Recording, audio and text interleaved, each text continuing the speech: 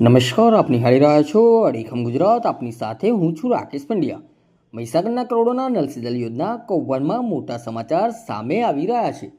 127 દિવસથી જેલમાં બંધ એક કોન્ટ્રાક્ટરને હાઈકોર્ટે કડક શરતો સાથે જામીન આપ્યા છે.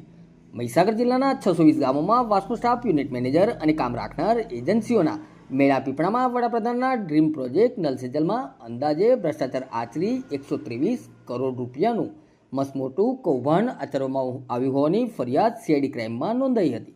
આ કૌભાંડમાં પાઇપ ખરીદીના બોગસ ઇન્વોઇસ બિલ બનાવી સરકારી નાણાંની ઉચાપત કરવામાં આવી હતી.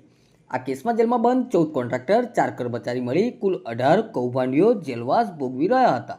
જે પૈકી કોન્ટ્રાક્ટર ચિમન પટેલને ગુજરાત હાઈકોર્ટે કેટલીક કડક શરતો સાથે મુક્ત કરવાનો આદેશ કર્યો છે.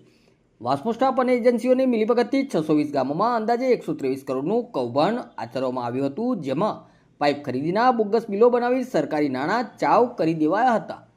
આ કેસમાં ચિમન પટેલ પર 1 કરોડ 83 લાખની રિકવરીના આક્ષેપ હતા. સેશન્સ કોર્ટે જામીન ન આપતા વરિષ્ઠ એડવોકેટ નિરૂપમ નાણાવટી મારફતે હાઈકોર્ટમાં દાદ માંગવામાં આવી હતી.